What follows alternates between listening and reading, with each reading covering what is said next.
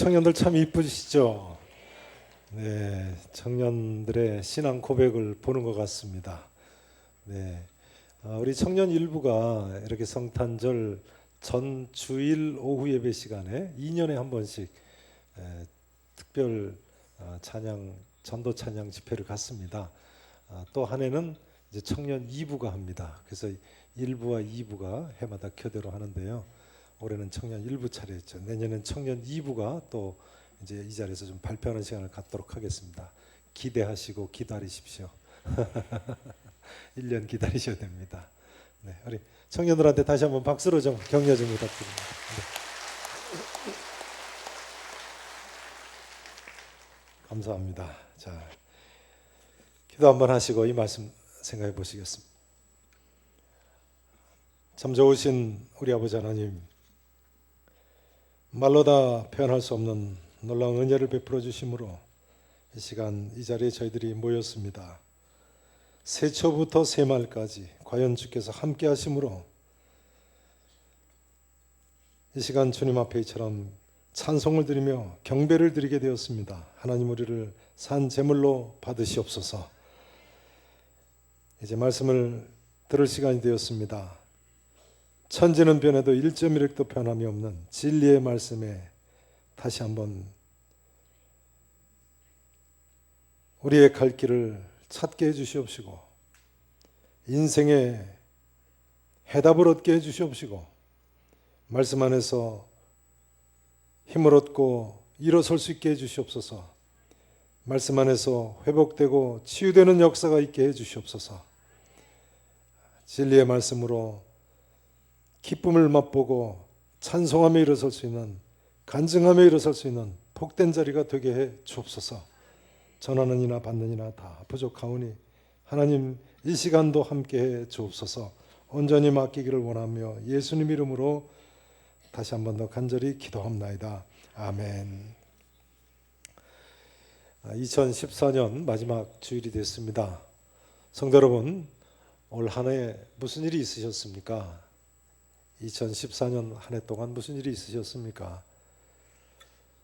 이 시간 한번 다 함께 한 해를 돌아보는 시간을 가졌으면 좋겠습니다. 2014년 한 해 무슨 일이 있으셨는지요?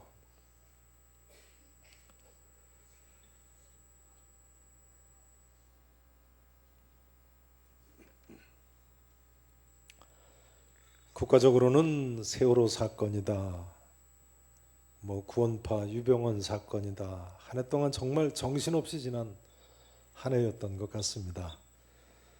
저는 개인적으로는 부친이 돌아가셨으니까요. 그런데요, 그 일이 무슨 일이든 아무리 힘든 일이라고 할지라도요, 중요한 점은 꿈을 잃지 않는 것이 중요하다고 생각합니다. 꿈을 잃지 않는 것이 중요합니다. 왜냐하면 꿈이 있는 사람은 어떤 고난이 와도 쓰러지지 않고 다시 일어설 수 있기 때문에 그렇습니다. 여러분 그렇게 생각하시죠? 꿈이 있는 사람은 다시 일어설 수 있습니다. 7번 넘어져도 8번째 다시 일어날 수 있습니다. 전에 한 번은 제가 이렇게 말씀을 드렸더니 어떤 여성분이 그날 저녁에 저한테 문자를 보내셨더라고요. 목사님, 7번 넘어지면 8번째 일어나는 것이 아니라 7번째 일어납니다. 그래서 제가 꼽아보니까 진짜 7번 넘어지면 7번째 일어나더라고요. 한 번 넘어지면 한 번 일어나지 않습니까? 그 다음 2번째 넘어지면 2번째 일어나고요. 7번째 넘어지면 몇 번째 일어납니까? 7번째 일어나더라고요. 7번 넘어져도 8번째 일어난다. 한자로 7.8개소 표현입니다만 영어에서도 7번 넘어지면 8번째 일어난다는 표현을 씁니다. Fall down 7, stand up 8이라고 하죠. 아마도 오뚜기처럼 끝까지 일어난다는 뜻으로 그렇게 동서양이 사용하는 것 같습니다.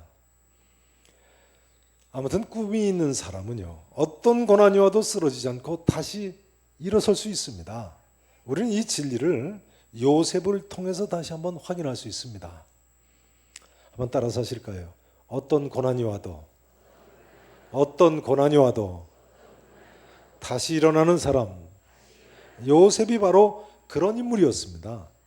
전에 말씀드린 대로 2015년 신년 특별 새벽 기도회 기간에는 요셉에 대해서 하실 텐데요. 오늘부터 요셉에 대해서 말씀 전가를 시작하려고 합니다. 요셉은 성경에 나오는 위대한 인물 중에 대표적인 비전의 사람이었죠. 오늘 본문 5절 이하를 보시면 요셉이 어느 날 무슨 꿈을 꿉니까? 10명의 형들과 밭에서 곡식단을 묶고 있었는데요. 요셉의 단은 일어서고 형들의 단 10개가 요셉의 단을 둘러서서 절을 했다는 거예요. 또 9절에 보면 이번엔 또 무슨 꿈을 꿨습니까? 해와 달과 11개의 별들이 요셉한테 절을 하는 꿈을 꿨습니다. 당시 요셉의 아버지 야곱이나 요셉의 형들은 이 꿈의 의미를 알고 있었던 것 같습니다. 그래서 8절에 보면 형들이 내가 우리의 왕이 되겠느냐, 참으로 우리를 다스리게 되겠느냐 했습니다. 또 10절에도 보시면 아버지 야곱도 나와 내 어머니와 내 형들이 참으로 땅에 엎드려 내게 절하겠느냐. 이 꿈은 후에 요셉이 애굽의 총리 대신이 됨으로써 문자 그대로 성취가 되게 되죠.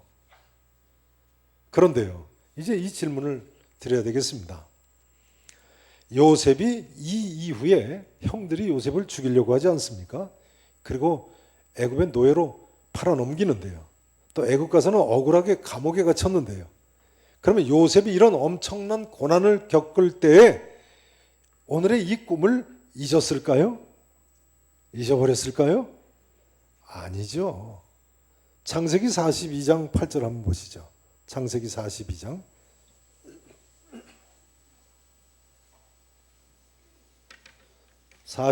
8절 9절을 보세요.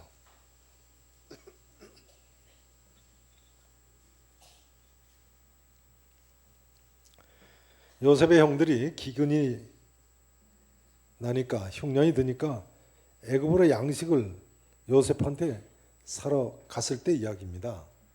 자, 8절 보세요. 요셉은 그의 형들을 알아보았으나 그들은 요셉을 알아보지 못하더라. 요셉이 그들에게 대하여 꾼 뭘 생각했다고요? 뭘 생각했다고요? 꿈을 생각했다. 자기 형들에게 대하여 꾼 꿈을 생각했다고요. 그리고 그들에게 이르되 너희는 정탐꾼들이라 이 나라의 틈을 엿보러 왔느니라. 요셉이 형들의 마음을 떠보는 거죠. 요셉이 오늘 본문 창세기 37장의 꿈을 아직까지 기억하고 있다는 거예요. 그러니까 요셉은 17세 때 꾼 꿈을 20년 이상을 잊지 않고 있는 거예요. 요셉이 30세 때 애굽의 총리 대신이 되지 않습니까? 그리고 그 직후에 7년 풍년이 들죠. 그리고 창세기 45장 6절에 보면 풍년 직후에 흉년이 든지 2년 만에 가족을 애굽으로 데려왔거든요. 그러니까 17살 때부터 총리 대신 될 때까지 13년이 지나지 않습니까? 그리고 풍년 7년 하면 20년이죠. 그리고 지금 흉년이 든 지 한 2년 가까이 됐으니까 22년 정도가 지난 거예요. 요셉이 17세 때 자기가 꾼 꿈을 20년 이상을 잊지 않고 있었던 거예요. 분명한 사실은요, 요셉은 이 꿈을 한순간도 잊지 않을 뿐만 아니라 어떤 고난이 와도 그 꿈이 이루어질 줄로 믿었던 사람입니다. 이제 여쭤보겠습니다. 만일 요셉이요, 이 꿈을 순도 100%로 믿었다면요, 순도 100%로 어린아이 같이 믿었다면요, 형들이 자기를 구덩이에 던져놓고 죽이려고 할 때 절망했을까요? 안 했을까요? 안 했겠죠. 왜냐하면 형들의 곡식단 10개가 내 곡식단을 둘러서서 절을 했으니까요. 나는 분명히 살아서 형들이 내게 절할 날이 올 것이다, 그렇게 믿지 않았겠습니까? 해와 달과 별들이 자기한테 절을 했는데요, 이 꿈을 믿었다면 분명히 절망을 하지 않았을 겁니다. 요셉은 형들이 자기를 죽이려고 구덩이에 던져 넣었어도, 애굽으로 노예로 팔려가면서도요, 조금도 불안해하거나 근심, 걱정, 염려를 하지 않았을 거예요. 순도 100%로 믿었다면. 사도행전 27장에 보면 바로 이런 인물이 한 사람 더 나옵니다. 사도 바울이죠. 사도행전 27장 말씀 한번 보시겠습니다. 사도행전 27장 신약성경 234페이지입니다.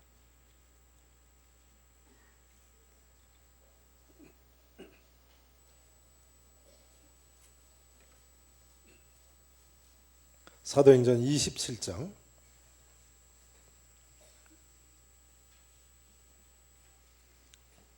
234페이지입니다. 자, 성경 보세요. 눈 감지 마시고요. 네. 자, 234페이지 27장 22절을 보세요.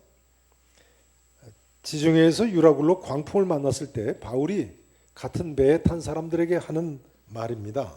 22절 보세요. 내가 너희를 권하노니 이제는 뭐 하라고요? 안심하라. 아직 풍랑 중인데 사도 바울이 하는 말이에요. 이제는 안심하라. 너희 중 왜요? 아무도 생명에는 아무런 뭐가 없겠기 때문에요. 손상이 없겠다. 오직 배뿐이니라. 그런데요. 왜 그럼 이렇게 바울이 믿게 됐어요? 내가 속한 바 곧 내가 섬기는 누가요? 하나님의 사자가 어젯밤에 내 곁에 서서 말하되 뭐라고 말했다는 거예요? 바울아 뭐 하지 말라고요? 두려워하지 말라. 네가 누구 앞에 서야 되겠다고요? 로마 황제 가이사 앞에 서야 하겠고 또 하나님께서 너와 함께 항해하는 자들을 다 내게 주셨다 하였으므로 그러므로 여러분이요 뭐 하라고요? 안심하라.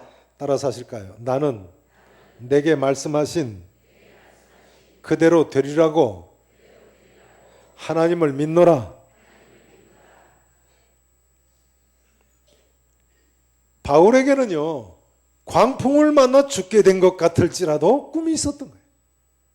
내가 로마 황제 가이사 앞에 분명히 설 것이다. 그러니 바울이 근심 걱정 염려했겠습니까? 안심하라고 할 수밖에. 안심하라고 할 수밖에. 이제 이 말씀을 드려야 되겠습니다. 성도 여러분, 지금 어떤 꿈이 있으십니까? 어떤 꿈이 있으십니까? 물론 여기 꿈이요. 오늘 본문의 요셉과 같은 밤에 자다가 꾸는 꿈 또는 사도 바울처럼 뭐 환상 중에 이상 중에 뭘 보는 것을 가리키지 않습니다. 왜냐하면요. 저를 보세요. 구약 시대에는요. 또 초대교회 당시에는 꿈이나 환상이나 이상 같은 것이 하나님 뜻을 아는 아주 보편적인 방법이었습니다. 그러나 성경이 기록된 이후에는요. 여기 보세요. 이 특별 계시인 하나님의 말씀을 통해서 우리가 하나님의 뜻을 분명하게 알 수 있게 된 거예요. 그래서 오늘날은 비전의 사람이라고 하면요. 이 하나님의 말씀을 통해서 하나님의 뜻을 다른 사람보다 먼저 아는 사람을 비전의 사람이라고 합니다. 성경 말씀이 기록되기 전에는 꿈이나 이상이나 환상 등을 통해서 하나님의 뜻을 다른 사람보다 먼저 아는 사람이 비전의 사람이었어요. 그러나 이제는 이 특별 계시인 하나님의 말씀을 통해서 하나님 뜻을 다른 사람보다 먼저 아는 사람을 뭐라고 부른다고요? 비전의 사람이라고 부르는 거예요. 그러니까 이런 이야기가 됩니다. 여러분이 하나님의 말씀을 통해서 내게 향하신 내 인생을 향하신 하나님의 뜻, 곧 비전을 참된 꿈을 발견하실 수 있기를 진심으로 축원합니다. 이런 사람이 비전의 사람이고 이런 사람이 하나님의 사람이고 이런 사람이 사명의 사람인 것입니다. 우리는 예수님을 믿어 참된 꿈을 갖게 된 사람들이에요. 사실 예수님 믿기 이전에는 모든 사람에게 참된 꿈이란 없는 법입니다. 참된 꿈이란 없어요. 그러므로 유명한 기독교 변증가인 오스 기니스는요. 마르크스, 칼 막스나 히틀러나 모택동 같은 사람들은 비전의 사람이 아니라 모두 몽상가들이라고 했습니다. 몽상가들이다. 왜냐하면 인간의 죄성을 염두에 두지 않고 인간의 욕망에 의한 꿈을 꾼 사람들이기 때문에 몽상가라고 백일몽을 꿨다는 거예요. 백일몽. 이들의 가짜 비전을 경계해야 된다고 했습니다. 저들은 가짜 비전을 가지고 있는 사람들이라 경계해야 된다. 반면에 오스기니스는요, 아브라함, 이삭, 야곱, 요셉 같은 믿음의 조상들을 언급을 하면서요, 잘 들어보세요. 이처럼 하나님의 부르심을 쫓는 자들은 하늘의 음성과, 따라서 하시죠, 하늘의 음성과 앞서가는 비전을 갖고 있는 사람들, 아브라함이나 이삭이나 야곱 같은 사람들, 요셉 같은 사람들, 어떤 사람이라고요? 하늘의 음성을 가지고 있는 사람, 앞서가는 비전을 갖고 있는 사람이라고 했어요. 그렇습니다. 성도 여러분, 우리 예수 믿는 사람들은요, 이 땅에서 하나님의 자녀로서 하나님의 뜻을 알고 이제 하나님의 뜻을 쫓아 살 수 있게 된 사람들이에요. 또한 이 다음에는 영원한 천국에서 살 수 있는 참된 꿈을 갖게 된 사람들입니다. 믿으실 수 있기를 축원합니다.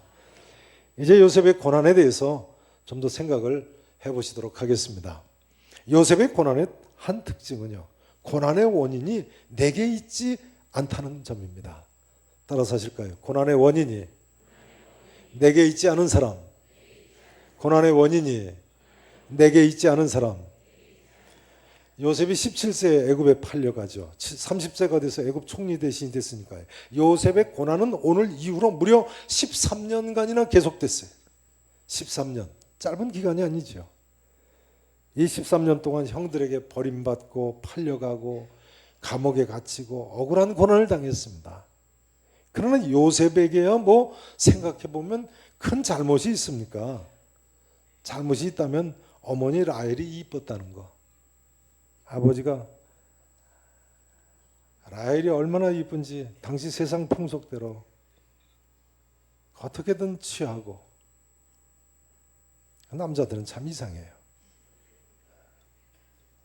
라헬이 아무리 곱고 아리답다고 성경에 나와 있습니다만 그 여자하고 결혼하려고 7년간 종살이를 하다니 말이죠. 아버지가 당시 세상 풍속대로 여러 아내를 뒀다는 것. 또 어머니 아버지가 자기를 사랑하는 것밖에 더 있습니까? 요셉 입장에서는요. 요셉은 뭐 잘못이라고는 없어요. 그런데 요셉의 어머니 라헬의 그 미모 때문에 먼 훗날에 그 아들 요셉에게까지 환난이 처할 줄 누가 알았겠습니까? 엄마가 너무 이쁘면 아들까지도 고생하는 일이 있어요. 그러니까 이쁘다고 너무 좋아할 필요 없어요. 외모 때문에 또 상심하고 고민할 필요 없어요. 요즘 외모 지상주의 아닙니까? 믿음으로 보면요, 외모는 별 문제가 아닙니다. 아무튼 요셉은 뭐 큰 잘못 없어도 이처럼 엄청난 고생을 당했어요. 13년간이나 이역만리에서 죽을 고생을 했어요.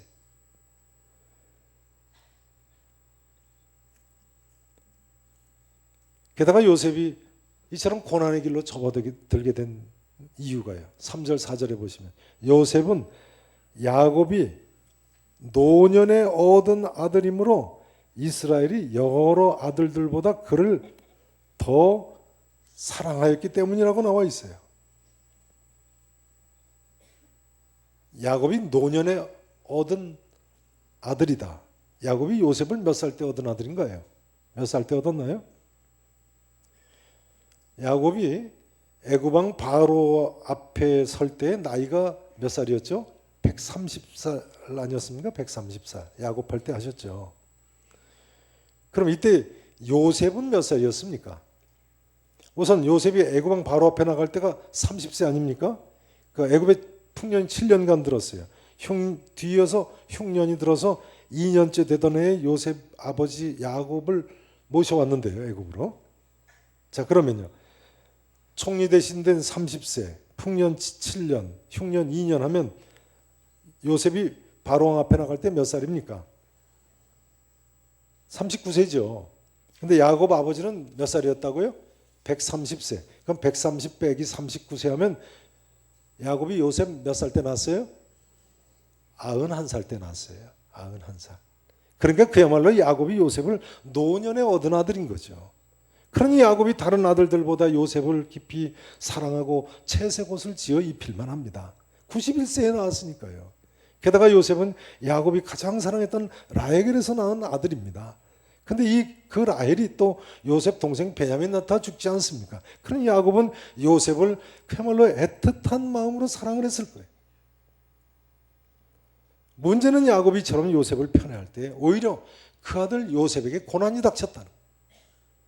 형들이 동생 요셉을 죽이려고 하고 팔아버리는 비극의 원인 제공을 하게 됐어요. 아무튼 요셉이처럼 고난을 당한 원인이요, 근본 원인은 야곱이 아내를 4명이나 취했기 때문이고 또 아버지 야곱이 요셉을 편애했기 때문이고, 그러고 보니까 인간의 주된 원인은 하나님 편에 있는 것이 아니고 인간 편에 있네요. 인간의 고난의 주된 원인이 누구 편에 있다고요? 인간 편에 있어요. 요셉의 고난을 흔히 이유를 알 수 없는 고난이라고 부릅니다만, 그러나 사실은 그 원인이 요셉 편에 있는 것은 아니라고 할지라도 인간 편에 있는 거야. 아버지 야곱에게서부터 그 원인이 제공이 된 거예요. 절대로 고난의 원인은 누구 편에 있지 않아요? 하나님 편에 있지 않습니다. 여러분, 하나님은 그 속성상 인간의 고난에 책임이 없으십니다. 공감하세요? 틀림없습니다. 사도 야고보가 뭐라고 했습니까? 사람이 시험을 받을 때 내가 하나님께 시험을 받는다 하지 말지니 하나님은 악에게 시험을 받지도 아니하시고 친히 아무도 시험하지 아니하시느니라 했습니다.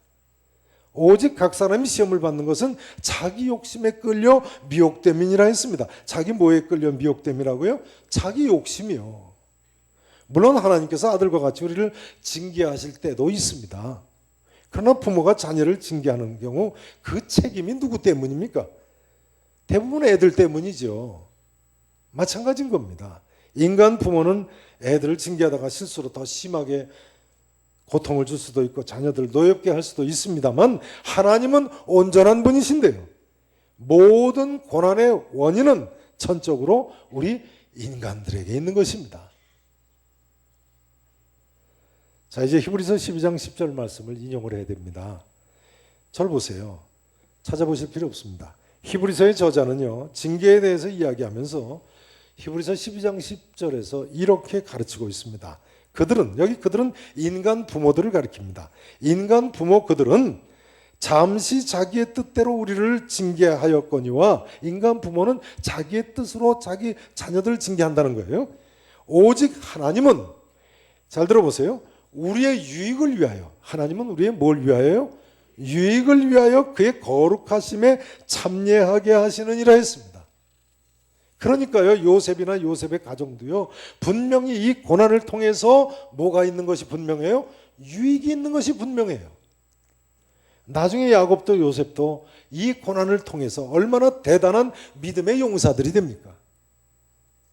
성도 여러분, 비록 고난이 인내하기 어렵다고 할지라도, 또한 그 고난의 원인이 비록 내게 있다고 할지라도, 우리 가정에 있다고 할지라도 모든 것이 합력하여 선을 이룰 줄로 믿으시기를 축원합니다. 따라서 하실까요? 모든 것이 합력하여 선을 이루는 사람. 사도 바울은 이 사실을 하나님을 사랑하는 자, 곧 그의 뜻대로 부르심을 입은 자들에게는 모든 것이 합력하여 선을 이루느니라 했습니다. 이제 이 질문을 드리지 않을 수 없습니다. 성도 여러분, 하나님을 사랑하십니까? 그러시면 모든 것이 합력하여 선을 이룰 줄로 믿으셔야 됩니다.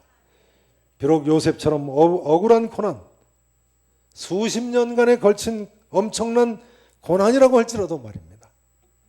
그러므로 꿈이 있는 사람은 어떤 고난이 와도 좌절하지 않는 법입니다. 서로 그 고난의 원인이 내가 아닌 다른 사람에게 있다고 할지라도, 부모에게 있다고 할지라도, 세상 돌아가는 시류 때문에 내가 힘들게 됐다고 할지라도, 억울하다고 할지라도, 그러니까 믿는 우리 하나님을 사랑하는 우리에게 필요한 것은요, 믿음으로 사는 것이 필요하고 소망 가운데 인내하는 것이 필요한 것입니다. 우리에게 있어서 정말 중요한 점은요, 고난의 원인이 뭐냐, 고난의 기간이 얼마나 오래냐, 그 고난이 어떤 고난이냐, 그 고난이 얼마나 오래 갈 것이냐가 사실은 문제가 아닙니다.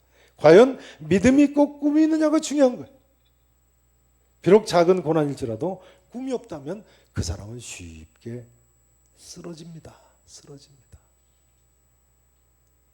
그러나 요셉 같은 엄청난 고난, 형제들에게 버림받고 노예로 고생하는 상황이라고 할지라도, 아무리 억울하다고 할지라도 믿음이 있고 꿈이 있다면 그 사람은 반드시 낙심하지 않고 일어설 줄로 믿습니다. 진실로 7번 넘어져도 8번째 일어날 수 있을 줄로 믿습니다. 이제 말씀 증거를 마쳐야 되겠습니다. 아브라함 링컨 대통령은요, 1863년에 이렇게 연설을 했습니다. 우리는 과거 다른 어떤 국가가 성장했던 것보다 더 수와, 목숨 숫자입니다. 오래 산다는 거죠. 더 수와 부, 잘 사는 거죠. 그리고 권력 면에서 크게 성장했다. 그러나 우리는 하나님을 잊어버렸다고 했습니다. 우리는 하나님을 잊어버렸다. 러시아의 문호 솔제니치는요, 만약 20세기 전체의 주요 특징을 내게 묻는다면 20세기 전체의 주요 특징입니다.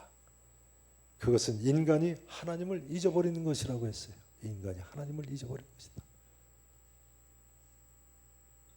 전 세계 3분의 1의 사람들이 무신론 공산주의에 빠졌습니다. 앞서 언급한 오스키니스는요, 지금은 잘 들어보세요. 하나님을 잊어버리는 문제가 전 세계에 보편적으로 나타나고 있다고 했습니다. 하나님을 잊어버리는 문제가 전 세계에 보편적으로 나타나고 있다. 사랑하시는 성도 여러분, 하나님을 믿으시기 바랍니다. 하나님을 믿으심으로 꿈을 가지시고 비전을 가지시고 그 어떤 가운데서도 다시 일어나셔서 2015년 새해를 맞이하실 수 있기를 우리 구주 예수 그리스도 이름으로 간절히 축원하겠습니다. 기도하시겠습니다.